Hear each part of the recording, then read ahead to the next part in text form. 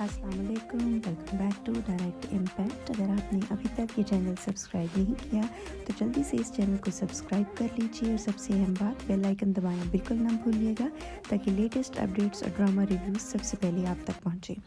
दिखाते हैं जी आज के एपिसोड में सबा फैसल ऑपरेशन के लिए जा रही हैं। अपने सबा फैसल के ऑपरेशन से लेके उनके ऑपरेशन थिएटर के लिए के बाहर उनके बच्चे, उनके हस्बैंड, सबकी एक्टिंग बहुत ज़बरदस्त थी। शानज़े जो उनकी बेटी दिखाई गई है उनकी भी एक्टिंग बहुत ज़बरदस्त है।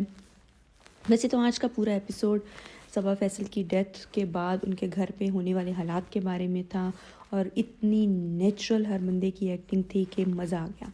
बहुत ज़बरदस्त एक्टिंग थी, बहुत नेचुरल थी। डॉक्टर जब आके बताता है कि हम उनको नहीं बचा सके, वो अब उस दुनिया में नहीं हैं। जावेद साहब तो वैसे ही एक बहुत ज़बरदस्त और मज़े हुए एक्टर हैं। उन्होंने साबित किया कि उनका इंतखाब इस ड्रामे में बहुत आला था। और शानज़े ऑल्दो एक नई एक्ट्रेस हैं लेकिन फिर भी शेज़ल ने बहुत अच्छी एक्टिंग की। नबील चौधरी तो शुरू दिन से बहुत अच्छी एक्टिंग कर रहे हैं। यहाँ पे नबील की बीवी की भी थोड़ी बहुत एक्टिंग दिखाई गई है जो कि काफ़ी बेहतर है पहले से।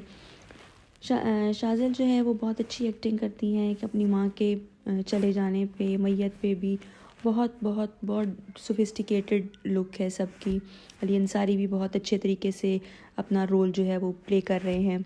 यहाँ पर जावेद साहब की बहुत अच्छी एक्टिंग है। एक दफ़ा फिर जब मैयत को ले जाया जाता है, वहाँ से लेके दफनाने के दौरान और फिर दफनाने के बाद जब जावेद साहब वहीं कब्रिस्तान में ही रुके रहते हैं, उनके बच्चे आके उनको ले जाते हैं वहाँ तक। डायरेक्ट इम्पैक्ट, अगर आपने अभी तक हमारा चैनल सब्सक्राइब नहीं किया तो जल्दी से चैनल को सब्सक्राइब करके बेल आइकन दबा लीजिए ताकि आने वाले लेटेस्ट अपडेट्स और ड्रामा रिव्यूज़ सबसे पहले आप ही तक पहुंच सके। दिखाते हैं शेज़ल जो है वो अपनी माँ के जाने के बाद 2 दिन हो गए हैं, कुछ खा पी नहीं रही और सिर्फ रोए चली जा रही है। यहाँ भाभी का अच्छा रोल था, उसकी अच्छी एक्टिंग थी। वो उसको समझाती है कि माँ तुम्हें ऐसे देख के खुश नहीं होगी, कुछ खा पी लो। वो नहीं मानती। यहाँ पे अदील चौधरी बड़े भाई असद वहाँ पे आते हैं, कहते हैं मैं आता हूँ, मैं खिलाता हूँ, लेकिन वो खाने की ट्रे के ऊपर से कूद के चले जाते हैं जो कि एक नहायत गैर अखलाकी हरकत थी। पिक्चराइजेशन में इस चीज़ का ख्याल रखना चाहिए था। बहरहाल निगलेक्ट हुआ, कोई बात नहीं। ऐसी चीज़ों को थोड़ा सा ख्याल रखना चाहिए। यहाँ पे वो अपनी बहन को मनाता है कि खा लो, खाना अच्छा नहीं है, हमें बाप को संभालना है, मुझे सबको संभालना है, मेरा ख्याल करो। फिर वो अपनी बीवी के पास आता है। बीवी यहाँ बहुत अच्छे तरीके से उसको समझाती है कि तुम बड़े हो, तुम्हारी रिस्पॉन्सिबिलिटी है। इस सीन में बीवी का रोल बहुत अच्छा दिखाया गया है, डायलॉग्स भी बहुत अच्छे हैं और थोड़ी सी उसको हमदर्द भी दिखाया गया है। लेकिन इसके बिल्कुल बरक्स अगले एक सीन में इसका बिल्कुल करैक्टर ही चेंज हो जाता है।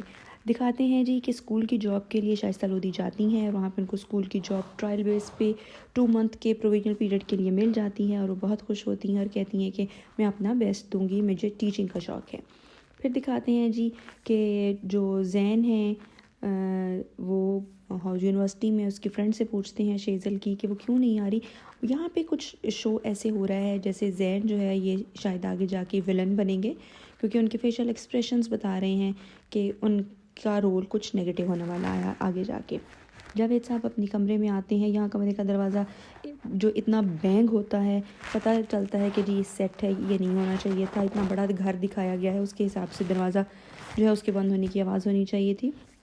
वो असद अपने बाप को आगे कन्विंस करता है खाना खाएं, अपना ख्याल रखें और अपने साथ ले जाता है शेव करवाने के लिए। यहाँ पे शेज़ल को फिर उसके भाई समझाते हैं कि तुम ऐसे मत करो, अपना ख्याल करो, माँ तुम्हें देख के बुरा महसूस कर रही होगी, वो हमें देख रही है, वो भी गई नहीं है, अपना ख्याल रखो। लेकिन वो बच्ची जो है वो ख़ुद को कंपोज नहीं कर पा रही। यहाँ पे अली अंसारी की एक्टिंग भी अच्छी है।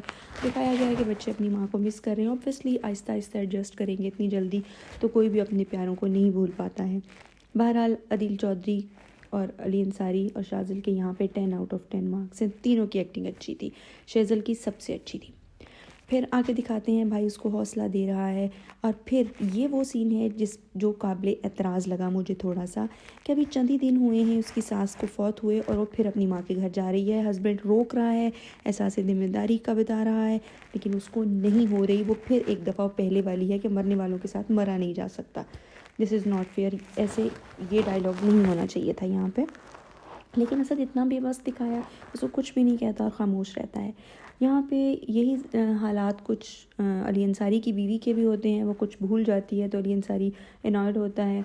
अदील चौधरी आके बताता है कि उसकी बीवी चली गई है, मैं कि अब तुम्हें संभालना है, मेरे माँ की चीज़ें जो हैं वो गरीबों में बांट दो। लेकिन जब वो कमरे में आती है, चीज़ें पैकअप कराती है, तो वहाँ पे जावेद साहब आ जाते हैं और वो बहुत एनॉयड होते हैं, शाउट करते हैं नौकरानी पे कि ख़बरदार कोई मेरी बीवी की चीज़ों को हाथ मत लगाए, मुझसे दूर मत करे, क्योंकि मैं तो भूलना ही नहीं चाहता। वो कहती है बहू के हम चीज़ें दूर कर रहे हैं ताकि आप अपनी वाइफ को भूल जाए। वो कहता है मैं बिल्कुल नहीं भूलना चाहता, कोई मुझसे मेरी बीवी की चीज़ें नहीं छीन सकता, उस पर सिर्फ मेरा हक है। दिखाते हैं जावेद साहब सोए रह जाते हैं बहुत देर तक। ख्वाब में बीवी आती है और कहती है उठ जाइए, आप बहुत देर तक सोए हैं। तो वो हड़बड़ा के उठते हैं तो देखते हैं बिस्तर पे बीवी मौजूद नहीं है। अदील चौधरी आते हैं और आके कहते हैं आप इतनी देर तक सोए, आप तो कभी नहीं सोते। वो कहते हैं अब वो पहले वाले हालात जो नहीं हैं। वो कहता है चलिए मेरे साथ नाश्ता करें, ब्रेकफास्ट टेबल पे सब वेट कर रहे हैं, वो नहीं जाते। यहाँ पे एक दफ़ा फिर दिखाते हैं जी कि 2 महीने गुजर गए हैं और शेज़ल जो है वो अभी तक ख़ुद को कंपोज़ नहीं कर पाई है। वो कहती है मैं यूनिवर्सिटी इसलिए नहीं जा रही, मेरा किसी चीज़ में दिल नहीं लगता। भाई उसको समझाते हैं कि दिल तो लगाना पड़ेगा, ज़िंदगी तो चलती रहेगी। माँ होती तो वो ऐसे तुम्हें देख के खुश ना होती, उसकी ख्वाहिश थी कि तुम डिग्री कंप्लीट करो। वो कहती है माँ नहीं है क्यों डिग्री कंप्लीट करूँ। और फिर बहू आके बताती है कि जावेद साहब कमरे में नहीं है, उनको ढूंढा जाता है, वो नहीं मिलते, वो कब्रिस्तान जा चुके हैं। और यहाँ पर बेटी कहती है वो तो अपना फ़ोन भी घर छोड़ गए हैं और यहीं पे ड्रामा ख़त्म हो जाता है। डायरेक्ट इम्पैक्ट को अगर आपने अभी तक सब्सक्राइब नहीं किया तो जल्दी से इसको सब्सक्राइब कर लीजिए और सबसे अहम बात बेल आइकन दबाना ना भूलिएगा ताकि आने वाले लेटेस्ट अपडेट्स और ड्रामा रिव्यूज़ सबसे पहले आप तक पहुँचें। आज का रिव्यू कैसा लगा कमेंट सेक्शन में ज़रूर बताइएगा। अगले रिव्यू के साथ फिर से हाजिर होंगे, तब तक के लिए इजाज़त, अल्लाह हाफ़िज़।